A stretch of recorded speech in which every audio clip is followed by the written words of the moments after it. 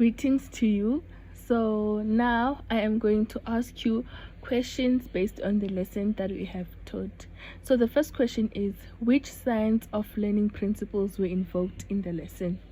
Okay, so in our English lesson, that we taught, the science of learning principles that we invoked in our lesson was our working memory is small, and too much information swamps our working memory, as well as cognition and emotion are intertwined. How were the science of learning principles invoked? Okay, so I'm going to focus on these two for now. Our working memory is small, right? So too much information swamps our working memory. So I think this learning principle was invoked in a lesser extent. We have really failed to infuse it in our lesson because I saw that we focused on many aspects, and drawing on cognition and emotion are intertwined. This one, I think we tried to infuse it in our lesson because at the start of our lesson we did an activity with them whereby they which calmed them down, like sort of an imaginary activity. So that calmed them down because, and also they told me that they feel calm, so in that way their emotions were invoked.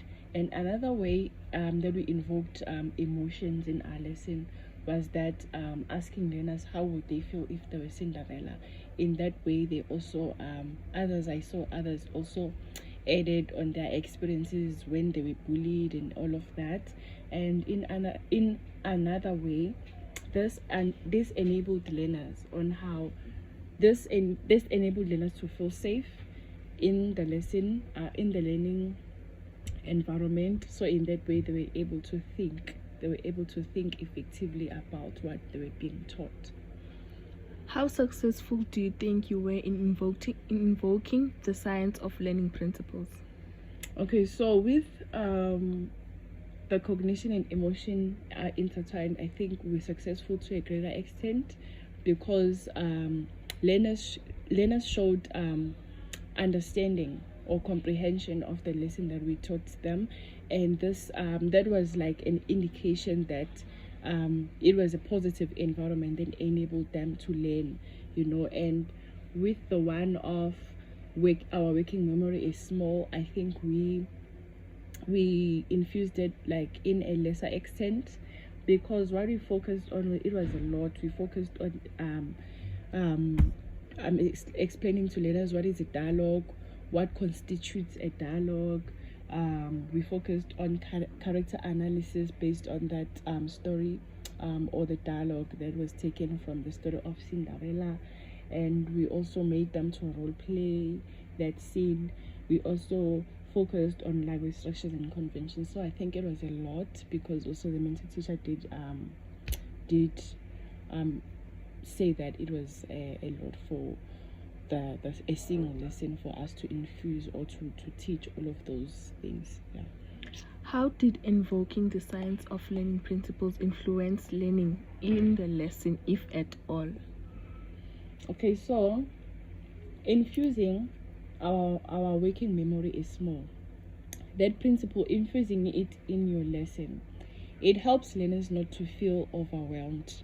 So in that way, if learners are not feeling overwhelmed, they are able to retain information from your lesson.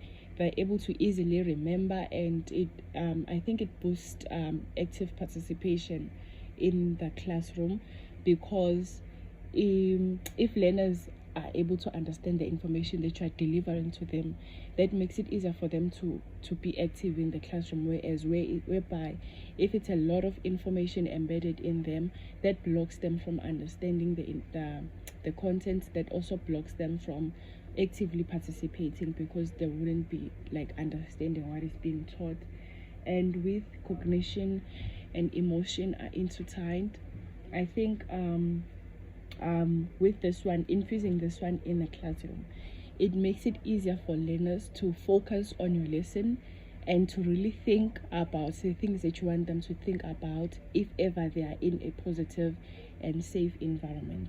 If ever learners are feeling negative vibes or they're feeling threatened in your lesson, then they will not focus on what you're teaching them. They'll be focusing on them being scared of you as a teacher. So I think like both of these principles are important because they foster learning.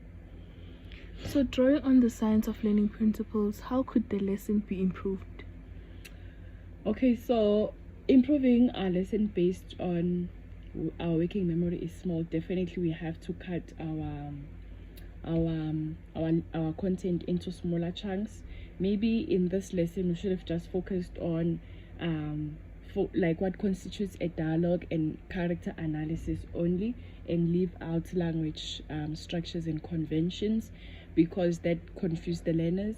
And with cognition and emotion are intertwined, I think another way that we can improve that is maybe allowing learners to tell you before starting the lesson. So I think another way that we can improve on our lesson on cognition and emotion intertwined is maybe asking learners before the lesson on how do they feel, so that in that way you know the atmosphere and you know their feelings, and you know how can you know go about teaching them, like while accommodating their feelings and their emotions.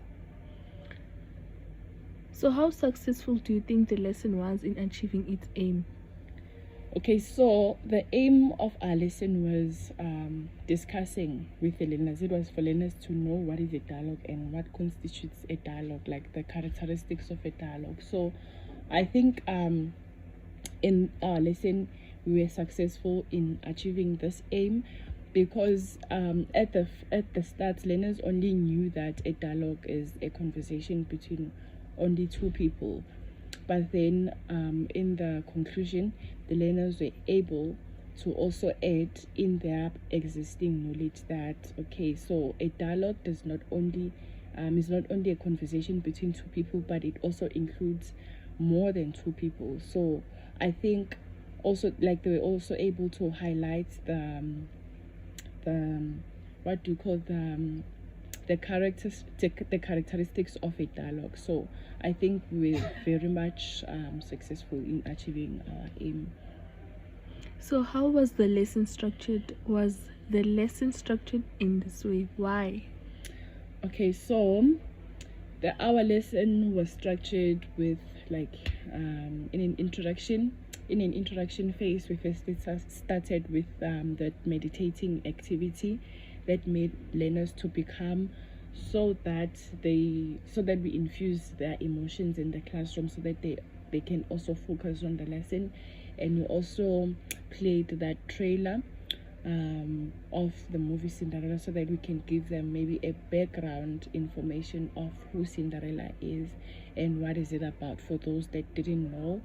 And yeah, we also included less, like in our introduction we also asked learners what do they know about the movie Cinderella, and moving from that we asked them what is a dialogue and what do they know about a dialogue. And in our body we then engage them in a role-playing activity to see if ever they really did understand what we were teaching them during the lesson. And in the conclusion we just engage them in like reflective questions to see if ever they still do understand what is it that they grasped, what are the gaps that are still remaining there, and how can we go about to meet those gaps. So our lesson was structured in this way so that we can foster learning in the lesson in the learning environment. So how did the learners respond to the lesson? So like by my observation, I think the learners responded to the lesson very positively, because they really do, first things first, that they really do loved the movie Cinderella. Another thing is they really enjoyed the role playing, and they also enjoyed the what do you call that activity, the activity that we did in our introduction, the meditating activity. They really did like that one. So I think them liking these activities, it shows positivity that they did learn something. If ever they're excited about something, then they're more likely to learn. So looking back at the lesson, what worked well and why? So what worked well was firstly including their emotions in the lesson. And another thing that worked well was making them highlight themselves what constitutes a dialogue instead of us telling them, so in that way we were able to see their gaps, and we were able to accommodate them, we were able to scaffold them. So yeah, I think that worked very well because many of our learners they did grasp whatever that we were teaching them that day. So looking back at the lesson, what would you do differently if you were to design and teach the lesson again, and why? So what I would do differently is definitely cutting our lesson, like cutting our content into smaller chunks, maybe in a single lesson, like in this lesson, maybe just focus on a dialogue and character analysis, and then next lesson just focus on language structures and convention using the same dialogue. So in that way I wouldn't embed the learners with too much information. Right. Okay, so I'm also gonna ask you questions based on your own reflection and your own observations. So which science of learning principles were invoked in the lesson? So the other two principles that were invoked are the prior knowledge and proficiency skill requires engagement, practice, rehearsal. Okay, so how were the science of learning principles invoked? So in the introduction, firstly with the prior knowledge, we made the learners watch a video, and by them watching a video of Cinderella, it brought the memories of Cinderella, because they were all exposed to Cinderella, they knew Cinderella.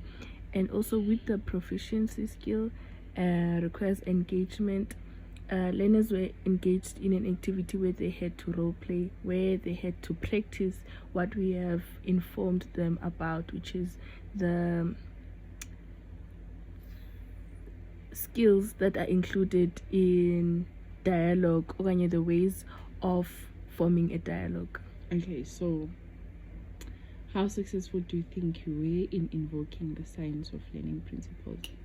So with the prior knowledge, it was very much successful because they knew what we were talking about, so they remembered easily, and they spoke about what we spoke about as well, and they were just engaging. And with the one of rehearsal and practice, it was not very much successful because most of the learners were not aware of their roles and how to respond to their roles within the play. Okay, so how did invoking the science of learning principles influence learning in the lesson, if at all? Okay, to start with the prior knowledge, since everything starts with what learners already know, it is the start of the lesson. So with them knowing what we are talking about, it was the initiative stage of the lesson which carried the lesson as a whole, because from the prior knowledge to the reflective questions at the end, learners were able to answer questions that were asked. And with the rehearsal and practice, learners were able to engage in the activity that we gave them, which is to practice things such as tone that are found in the dialogue. Okay, so drawing on the science of learning principles, how could the lesson be improved? Okay, so with the prior knowledge, firstly we would make learners identify on their own what the lesson would be about, or maybe make learners try to find the root of the lesson, or the main focus of the lesson, without us telling them what the lesson will be about, by looking at things such as the charts, the videos. Even though we had the videos, but we informed them a lot about what the lesson is going to be about, looking at the dialogue as well. And with the rehearsal, if only we could have demonstrated how the role playing works and how it happens, and what are some of the actions that learners have to take note of before engaging in a role play. Okay. So now, how successful do you think the lesson was in achieving its aim? So the aim of the lesson was to analyze a dialogue, looking at things such as the characters, the setting of the dialogue, the tones, and also how it's written as a whole, the structure of a dialogue as a whole. So it was successful because we were able to meet all those aims, and this is evidenced through learners answering questions that we asked, not like us answering, but accurately answering the questions that we have asked. Okay, so how was the lesson structured, and why was the lesson structured in this way? So in the introduction, we started by making learners watch a video and showing them a picture of the most famous characters in Cinderella. This was infused so that learners could have an idea of what we're going to be talking about for the day, and also to remember some of the events that took place in Cinderella. And in the body, we made them role play so that they can be part of the lesson and all engage cognitively, because role playing also involves learners cognitively. And we asked reflective questions in the conclusion for them, so that we can find out what we can do more or less in the next lesson. Okay, so now how did the learners respond to the lesson? The learners responded very well to the lesson because so many hands were raised, and we were engaged in discussions as a class, and yeah. Okay, so now looking back at the lesson, what worked well and why? What worked well is that they were able to learn from the role plays. Many learners asked questions and they got feedback from the role plays, which is a success in the lesson. Okay, so looking back at the lesson, what would you do differently if you were to design and teach the lesson again, and why?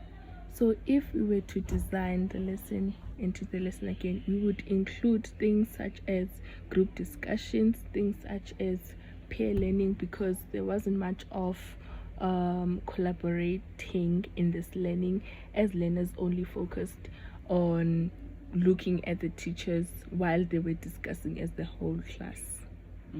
So this would be more of helping learners determine their wrongs through peer learning and not class discussions. Okay, thank you. Thank you.